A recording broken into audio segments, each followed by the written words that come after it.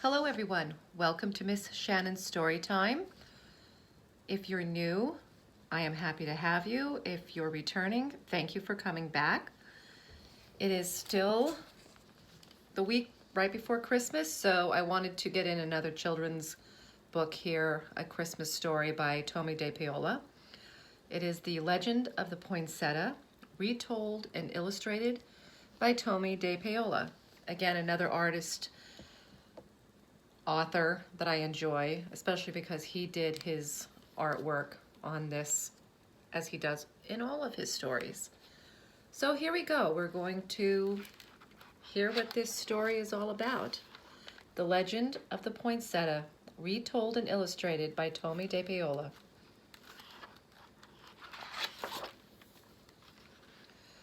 This is to Chris O'Brien, who knows that the beauty of the gift is in the giving. Lucida lived in a small village high up in the mountains of Mexico with her mama, her papa, and her younger brother and sisters, Paco and Lupe. Papa worked in the fields with their burro, Pepito. Every morning, Lucida fed Pepito, gave him fresh water, and filled his stall with clean straw.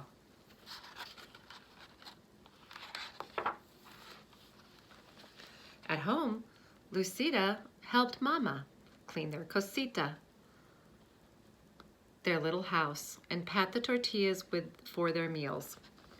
She took care of Paco and Lupe, and each evening they went to the shrine of the Virgin of Guadalupe near the front gate to see if fresh candles were needed.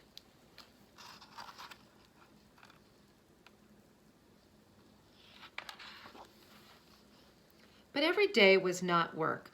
On Sundays, the family went to San Gabriel in the square where Padre Alvarez said the Mass. And all through the year, there were fiestas and holy days, which always began with a procession that wound through the village and ended up in San Gabriel.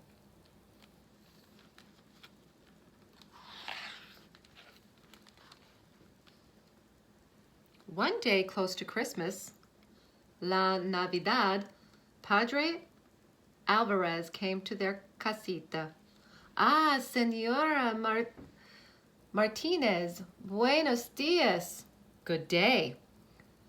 Padre Alvarez said, I am here to ask you about the blanket which covers the figure of the baby Jesus in the Christmas procession. We have used the same one for so many years that it is almost worn out. Because your weaving is so fine, I have come to ask if you would make a new one. Mi padre, Lucida's mother said, I would be honored, and Lucida will help me.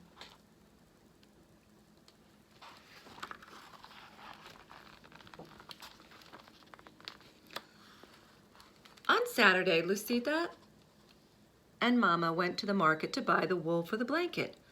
They chose the finest yarn they could find. At home, Lucida helped Mama dye the wool the colors of the rainbow. These colors will shine throughout the church, Papa said as he watched Lucida and Mama string the yarn on the loom.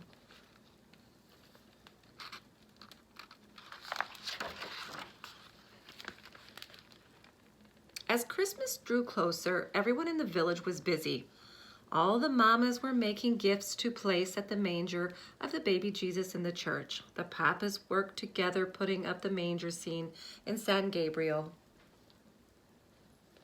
Lucida and the other children went to the church for singing practice for the Christmas Eve procession, when everyone would walk to San Gabriel singing and carrying candles.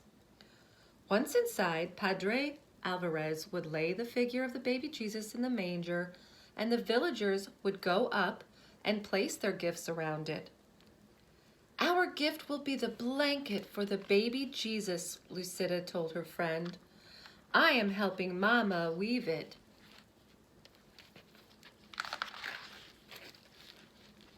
One afternoon, a few days before Christmas Eve, Lucida and the children were singing in the church when Senora Gomez came hurrying in. Lucida, you must come home. Your mama is sick and your papa has taken her down to the doctor. You must take care of your brother and sister until your papa returns tonight. Lucida was frightened. Mama had never been sick before. When she got home, Papa and Lupe were crying. They were frightened too. Lucida tried to comfort them. She made some food and sat down to wait for Papa. That evening, Papa came in looking tired and worried.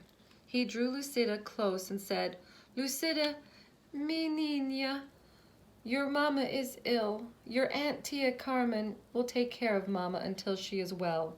But I must go back and stay with Mama until I can bring her home. But it won't be until after Christmas. Senora Gomez will take care of you and Paco and Lupe while I'm gone. She will come for you tomorrow.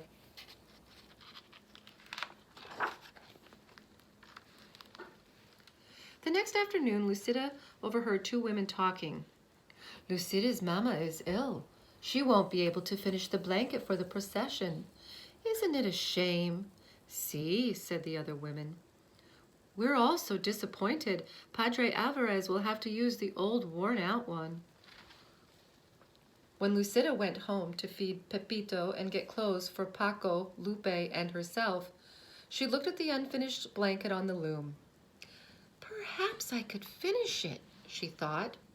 But when she sat down and tried to weave, the yarn got tangled. The more she tried to untangle it, the worse it got. It was no use.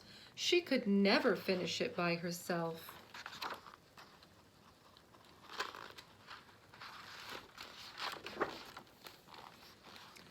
She took the unfinished blanket to Senora Gomez. Oh, Lucida, it is so tangled. There isn't time for me to fix it, Senora Gomez told her.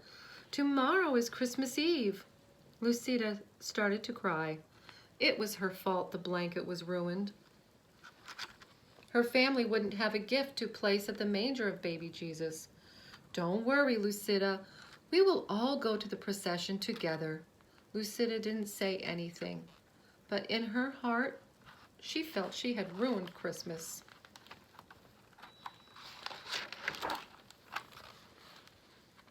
Come, Paco. Come, Lupe. It is time to go to the procession, Senora Gomez called on Christmas Eve. Where is Lucida? She was nowhere to be found. Lucida was hiding. From the shadows, Lucida watched everyone gather for the procession. The candles were lit, the singing began, and the villagers walked to San Gabriel, carrying the gifts to place at the manger. Lucida walked along in the darkness and watched the procession go into the church, followed by Padre Alvarez, carrying the baby Jesus.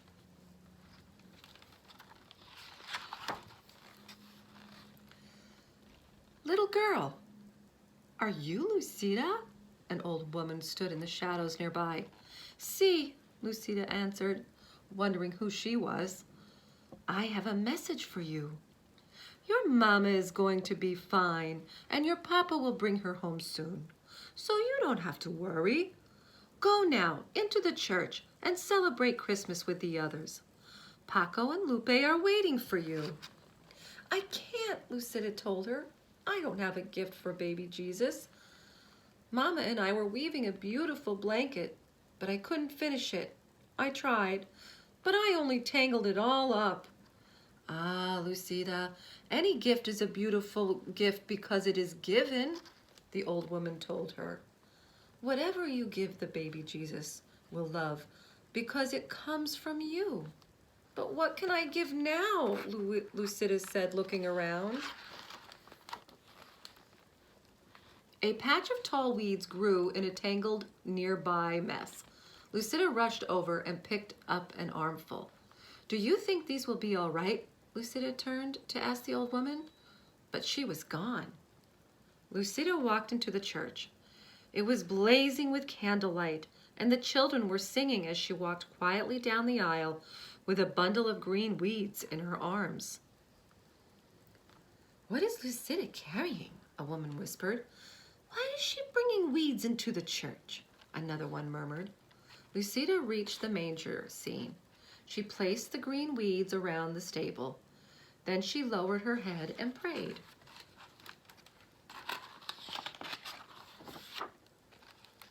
A hush fell over the church. Voices began to whisper. Look! Look at the weeds! Lucida opened her eyes and looked up. Each weed was tipped with a stunning red star. The manger glowed and shimmered as if lit by 100 candles.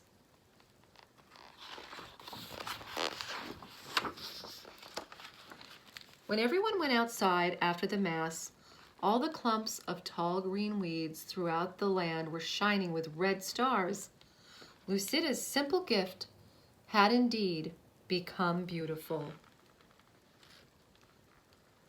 And every Christmas, to this day, the red stars shine on top of green branches in Mexico. The people call the plants La Flor de Nochebuena, the flower of the Holy Night, the poinsettia.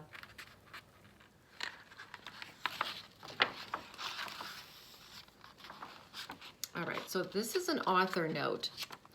When I first heard the Mexican legend of the poinsettia and the little girl who offers weeds to the Christ child as her gift for Christmas, I was touched by it as only Christmas can touch me. I knew that one day I wanted to create the story in pictures for children. This lovely Mexican wildflower is known by many names in Mexico. Flor de Fuego, or fire flower, Flor de Navidad, Christmas flower, and Flor de La Nochebuena, Holy Flower of the Night, the name I have used in my story. The poinsettia found its way to the United States through Dr. Joel Roberts Poinsett, who served as our nation's minister to Mexico from 1825 to 1830. He was fascinated with its beauty and called the plant painted leaves, because the part often thought of as a flower actually consists of leaves surrounding a smaller flower portion. He took cuttings home with him to South Carolina when he returned from Mexico in 1830. The Christmas plant, which we all call poinsettia after Dr. Poinsett, found its way into our Christmas traditions, and nothing seems to say Merry Christmas better than a beautiful red and green poinsettia. TDP. Those are his initials for Tomie dePaola. What a beautiful story. I truly enjoyed that, and I, for one, am very happy that he did illustrate and retell the story for children. Thank you for coming, and I hope everyone enjoyed that story, and I hope to have another one for you soon.